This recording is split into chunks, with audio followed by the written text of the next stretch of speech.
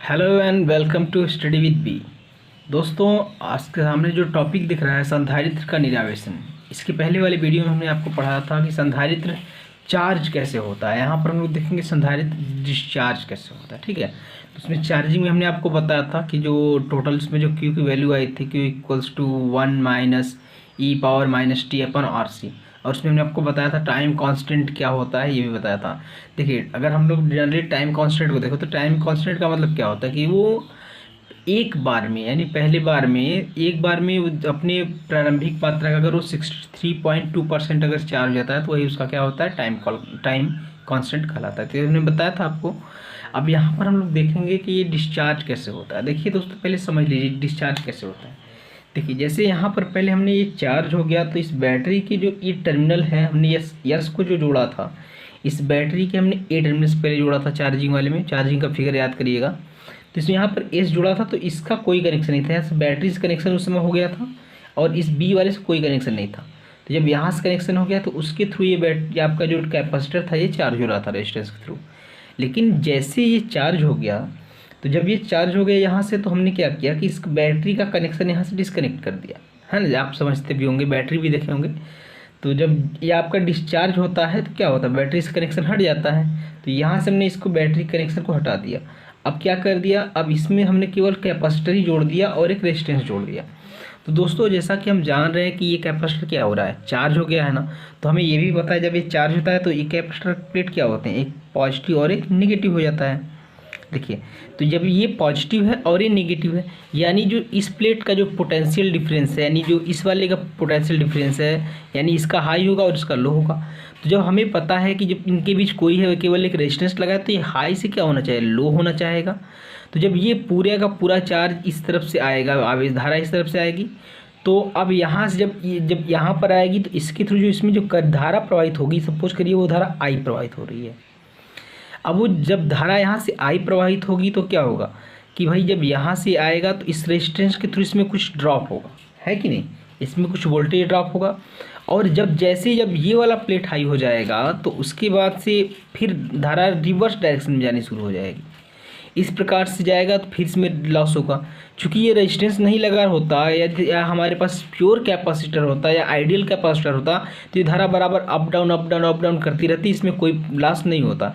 लेकिन रेजिस्टेंस लगा है तो ये आपका जो है बराबर एक बार इस तरफ से जाएगी धारा, फिर इस तरफ जाएगी और एक ऐसी स्थिति आएगी जब ये पूरा का पूरा इसमें जो पोटेंशियल डिफरेंस इन दोनों प्लेटों का वो समाप्त हो जाएगा और ये बैटरी क्या हो जाएगी, हमारी जो कैपेसिटर है वो डिस्चार्ज हो जाएगा।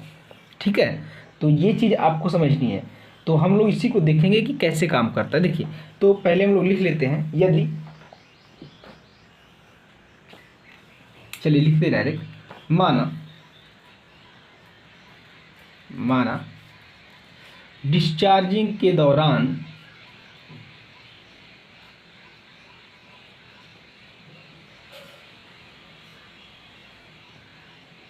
डिस्चार्जिंग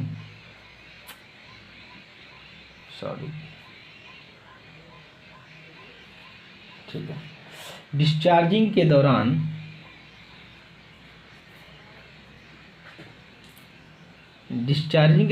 किसी समय टी पर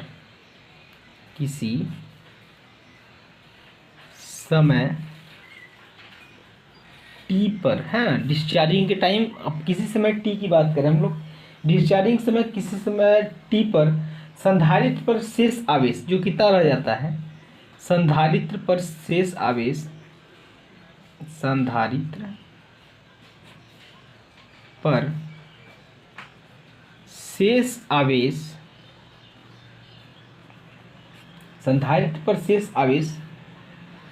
Q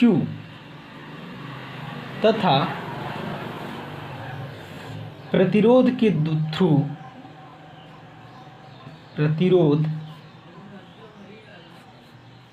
R के द्वारा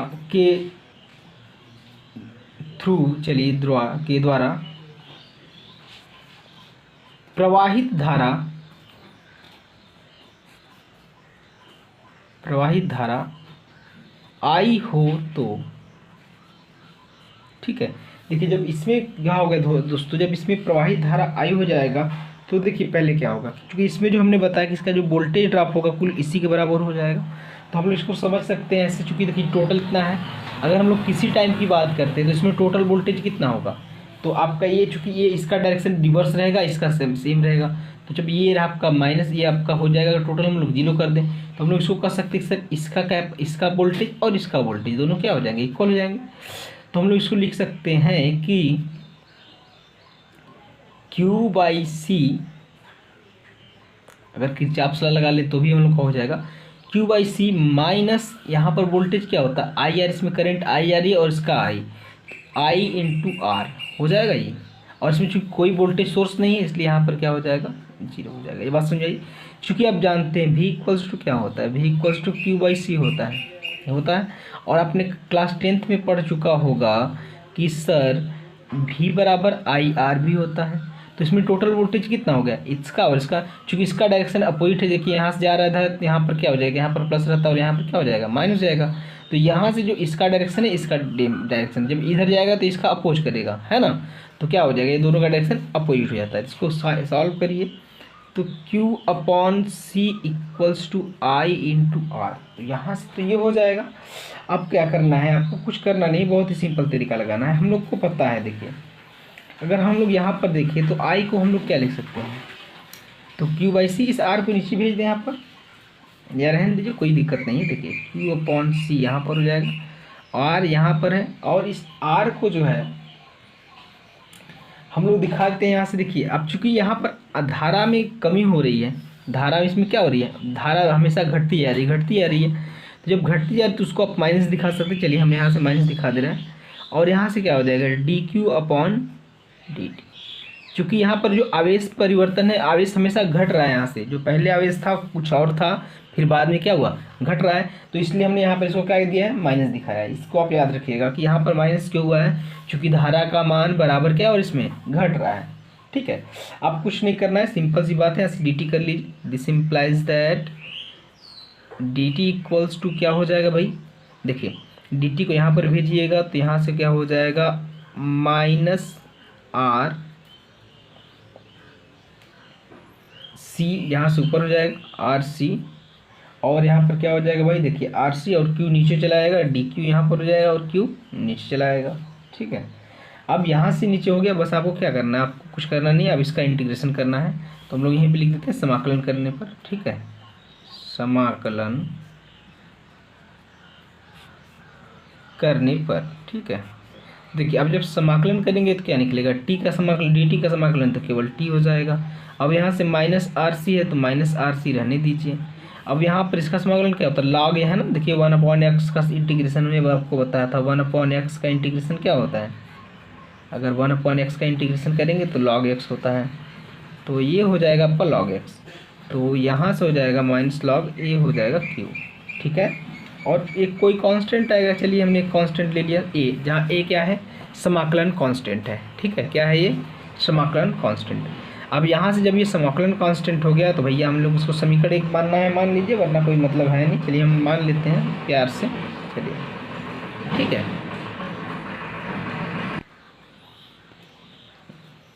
जहाँ ए क्या है, समाकलन नियतांक है। अब क्या करते हैं, यदि हम लोग मान लेते हैं, यदि हमारे पास जो टाइम था, यदि जो टी है यानी जो टाइम है वो टोटल जीरो हो। देखिए जब टी जीरो हो जाएगा यानी किसी भी समय नहीं, यानी स्टार्टिंग समय में, तो जो इस पर संधारित्र पर जो टोटल चार्ज होगा यानी जो क्यू की वैल्यू होगी वो Q0 के बराबर होगी, है कि नहीं। जब चूँकि इसमें कोई डिस्चार्ज ही नहीं हुआ था, तो जो इसमें पहली जो अधिकतम मात्रा रहेगी वही तो इसके पास शेष बचेगी, तो Q इक्वल्स टू क्या हो जाएगा, Q0। आप कुछ करना नहीं, आपको यहीं पर दोनों की वैल्यू रख देनी है। तो यहाँ से टी की वैल्यू तो हो जाएगी 0, और यहाँ से हो जाएगी माइनस आर सी, और यहाँ से log Q0 हो जाएगा, फिर यहाँ से Q0 प्लस क्या हो जाएगा, a हो जाएगा। अब यहाँ से a की वैल्यू फाइंड आउट करिएगा, तो a की वैल्यू आपको मिल जाएगी R C log Q0 to the base e। ठीक है, इसको इक्वेशन नंबर आप सेकेंड में नंबर बनाइए, कुछ मत बनाइएगा। अब ए की देखिए जो वैल्यू निकला है, ए की वैल्यू निकाल के समीकरण एक में रख दीजिए। तो ए का मान समीकरण नंबर एक में रखने पर देखिए अब जब इसका मान यहाँ पर रखेंगे तो क्या होगा, तो भैया जब इसका मान रखेंगे तो देखिए क्या मिल रहा है आपसे, देखिए तो जब यहाँ पर रखेंगे इसका मान तो हो जाएगा t equals to minus R C log Q plus R C log Q zero. अब करना क्या है दोस्तों, यहाँ से माइनस सहित कॉमन लीजिएगा और इसके नीचे भेज दीजिएगा, तो माइनस सहित कॉमन लेगा तो क्या हो जाएगा, देखिए minus T upon R C equals to, देखिए माइनस करेंगे तो ये वाला प्लस पॉइंट हो जाएगा, ये वाला माइनस हो जाएगा और ये वाला प्लस हो जाएगा, तो हो जाएगा यहाँ से लॉग क्यू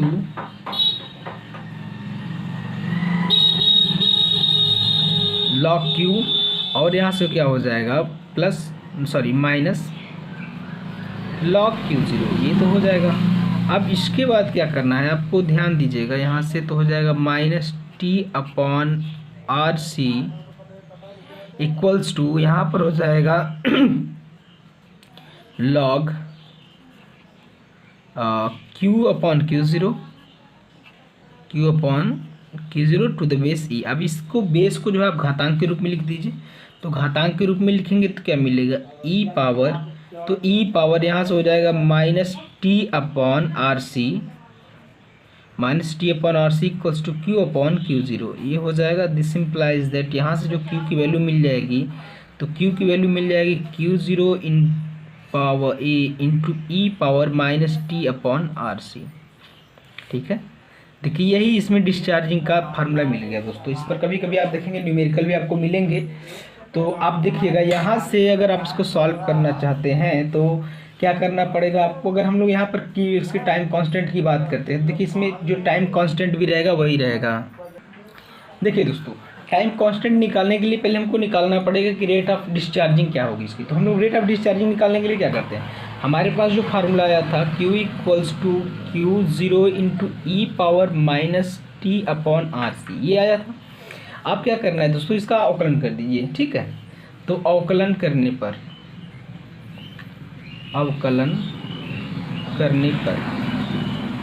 देखिए जब इसका आप अवकलन करेंगे तो आपको मिल जाएगा D Q upon D T equals to, देखिए क्यू ज़ीरो है तो क्यू ज़ीरो तो बाहर निकल गया। अब इसका करेंगे अवकलन तो क्या मिलेगा, देखिए टोटली अगर हम बताएं डायरेक्ट इसका तो पहले आपको यही मिल जाएगा E power minus T upon R C, ये मिलेगा। चूँकि इसको पूरे को टी मानना है तो इसको फिर से करेंगे अवकलन, तो इसका अवकलन मिलेगा minus one upon R C. ठीक है, तो यहाँ से आपको मिलेगा Q zero upon R C minus Q zero upon R C. ठीक है,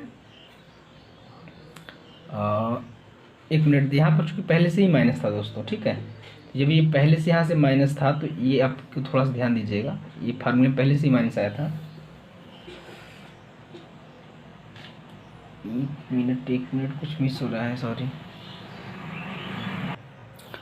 दोस्तों, सही है, आपका प्लस ही रहेगा। और यहाँ से क्या हो जाएगा आपका, देखिए यहाँ से ई पावर क्या मिलेगा, यहाँ से आर सी कर दीजिएगा नीचे, यहाँ से आर सी हो जाएगा। और यहाँ पर इसकी वैल्यू निकाल लीजिएगा जो है माइनस, देखिए यहाँ से क्या मिला E power minus T upon R C, ये मिल रहा है। तो minus T upon R C निकालेंगे तो क्यू अपॉन क्यू ज़ीरो आ जाएगा। दिस इम्प्लाइज दैट, तो minus Q zero upon R C into क्या हो जाएगा क्यू अपॉन क्यू ज़ीरो हो जाएगा, और यहाँ से एक चीज़ कैंसिल हो जाएगा। तो फाइनली जो इसका जो रेट आएगा Q अपॉन आर सी आ जाएगा। ठीक है, तो discharging of a capacitor D T equals D Q, ये भी आपको कभी कभी इस पर भी न्यूमेरिकल आपको देखने को मिल जाएंगे, और ये माइनस में रहेगी वैल्यू, बस इसको भी आप समझ लीजिएगा। ठीक है, तो अगर आप यहाँ से कर एक टाइम कांस्टेंट की बात करते हैं तो यदि हम लोग देखिए टाइम कांस्टेंट का डिफाइन करने का एक और तरीका मिल जाएगा, अभी हम इसकी बताएंगे। तो जैसे टी इक्वल्स टू क्या मिलता है, अगर टी इक्वल्स टू हम लोग मान ले आर सी, यदि T equals to R C हो जाए तो होगा क्या, देखिए अब यही मान उठाकर यहाँ पर रखिएगा, तो Q इक्वल्स टू हो जाएगा Q zero in bracket e power minus R C upon क्या हो जाएगा आर सी हो जाएगा। तो ये पूरा पूरा कैंसिल हो जाएगा। देन Q इक्वल्स टू मिल जाएगा आपको, Q इक्वल्स टू मिलेगा आपको क्यू ज़ीरो इंटू ई पावर माइनस वन, है ना। अब इसको नीचे कर दीजिए, तो Q equals to Q zero upon E. अब ई की वैल्यू हमने आपको बताई थी कितनी होती है बताइए, तो Q equals to Q0 into E की वैल्यू हमने बताया था 1/2.187, ठीक है, 178, 2.178 होता है, 718, sorry 718, I am so sorry, देखिए 718 होता है, इतना होता है। इसको आप ऊपर ले जाएंगे, देखिए डिवाइड कर दीजिए तो क्या मिलेगा, Q इक्वल्स टू हो जाएगा Q0 इंटू 37 पॉइंट या 36 पॉइंट कर दीजिए, 36.8 आता है एग्जैक्ट, 36.8%। अगर हम इसको परसेंट में लिखेंगे तो, या फिर ऐसे लिखते हैं तो ये टोटल परसेंट में आ जाएगा इतना, ठीक है। तो इतना परसेंटेज हम लोग निकाल दिए। अगर यहाँ पर इसको देखना चाहते हैं तो इसको ऐसे लिख सकते हैं कि Q equals to Q0 into 0.368, तो ये हो जाएगा। आप इसको परसेंटेज, चूँकि हमेशा हम परसेंटेज में इसको लिखा जाता है, तो आप इसको लिख सकते हैं। देखिए यहाँ से आपको एक मिल गया परिभाषा कि डिस्चार्जिंग क्या होगा, कि मतलब जो अपने जितने समय में है ना, जितने समय में कोई संधारित्र जो है अपने अधिकतम चार्ज मात्रा का केवल 30%, 68% ही बचता है, उसे क्या कहेंगे, उसका कहेंगे कि सर ये उसका टाइम कांस्टेंट है, ठीक है। इसको भी आप ऐसे कह सकते हैं 36.8% के लिए। अब देखिए इसमें मेन दो चीज़ें रह गई दोस्तों, थोड़ा सा हम उसको बता दें आपको। इसमें ग्राफ खींचने के लिए कभी कभी आ जाता है, ग्राफ देखना भी आ जाता है, तो दोनों का हम ग्राफ आपके सामने खींच दे रहे हैं, थोड़ा सा उसको समझ लीजिएगा। देखिए जैसे ये देखिएगा, ये है यहाँ से, तो ये रहा यहाँ से, ठीक है।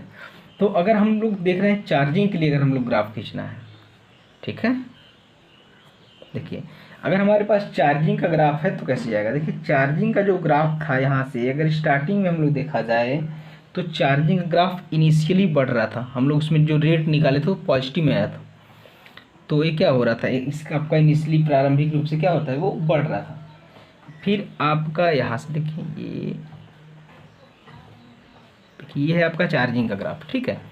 लेकिन अगर वहीं हम लोग डिस्चार्जिंग का ग्राफ देखें तो डिस्चार्जिंग में क्या हो रहा था, वो आपका धीरे धीरे क्या हो रहा था, घटना शुरू हो गया था, है ना। तो यहाँ से चूँकि वो अपने मैक्सिमम वैल्यू, देखिए यहाँ से, ये देखिए अपने मैक्सिमम वैल्यू यहाँ पर ये हो गया आपका Q0। अब चूँकि यहाँ से तो घट रहा था, ये मैक्सिमम वैल्यू पर आ गई अपने। अब यहाँ से जब इसको हम लोग ये लिख देते हैं, यहाँ पर इसको हम लोग चार्जिंग का ग्राफ दिखाते हैं दोस्तों। यहाँ से ये है आपका चार्जिंग, ठीक है, यह है चार्जिंग। अब यहाँ से क्या हो रहा है, चूँकि अब जब डिस्चार्ज होगा तो अपने मैक्सिमम में जो वैल्यू है Q0 उससे डिस्चार्ज होगा, तो ये यहाँ से कुछ इस तरह से होगा, ये देखिए घटकर 0 हो जाएगा। तो ये जो वैल्यू है आपका है डिस्चार्जिंग का, डिस्चार्जिंग, ठीक है, ये डिस्चार्जिंग का। ये तो चूंकि आवेश की बात हो रही है दोस्तों। अगर करंट की हम बात करें तो देखिए करंट में जो करंट का रहेगा, थोड़ा सा उसको हम दिखा देते हैं। ये तो चार्ज की होगी, चार्ज के लिए है, चार्ज यानी आवेश के लिए है, ठीक है,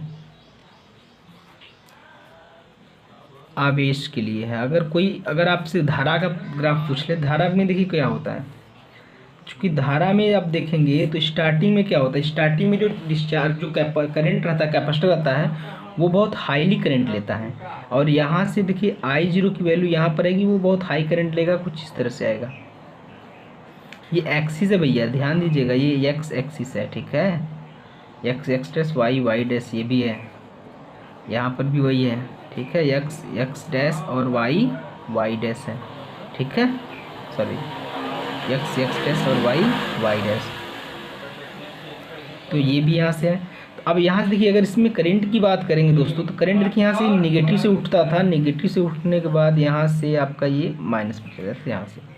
तो ये जो था आपका करंट का था, ये I0 माइनस I0 का है, यानी मैक्सिमम वैल्यू से माइनस पर जाता था और घटकर 0 होता था। इसमें दोनों वैल्यू क्या हो रही थी, साथ में 0 हो रही हैं। और इसमें देखिए एक बार करंट बढ़ रहा है तो चार्जिंग आपका मैक्सिमम पावर पहुंच रहा है, फिर उसके बाद डिस्चार्जिंग में आपका जो चार्ज है वो क्या हो रहा है, निगेटिव आ रहा है। तो ये दोनों ग्राफ को भी देख लीजिएगा, कभी कभी एग्जाम में भी आ जाते हैं ग्राफ आपका। और बाकी ये जो रही बात, तो इसको आप देख लीजिएगा, आपका ये टाइम कांस्टेंट है, तो इसका टाइम कांस्टेंट की जो यूनिट होगी वही है, यहाँ से RC है, RC है, ये आपका क्या कहलाएगा, आपका टाइम कांस्टेंट देख लीजिएगा। टाइम कांस्टेंट क्या है, T इक्वल्स क्या मिलेगा आपको, RC। तो यही जो हमारा टाइम कांस्टेंट है ये RC हो जाता है, सबके लिए वही रहेगा, ठीक है। तो आप इसकी RC की जो यूनिट निकालेंगे तो भी सेकेंड में ही निकलेगा, और इसके वन अपन में आएंगे तो इसकी यूनिट क्या हो जाएगी, चेंज हो जाएगी। ठीक है, तो इस तरह से आपका ये टोटल जो डिस्चार्जिंग और चार्जिंग था, ये दोनों आपका क्या हो गया, समाप्त हो गया। ठीक है, तो बहुत इंपॉर्टेंट टॉपिक था, अगर आपको समझ में आया हो तो बहुत अच्छी बात है। तो चलिए बस करते हैं। इसके बाद एक लास्ट टॉपिक बचा है, वन डे ग्राफ जनरेटर, हम लोग उसको डिस्कस कर लेंगे और उसके बाद हमारा ये चैप्टर फिनिश जाएगा। केवल इसमें न्यूमेरिकल बचेंगे तो हम उसको सॉल्व कर लेंगे। ठीक है, खुश रहिए, मस्त रहिए, व्यस्त रहिए और पढ़ते रहिए। नमस्कार।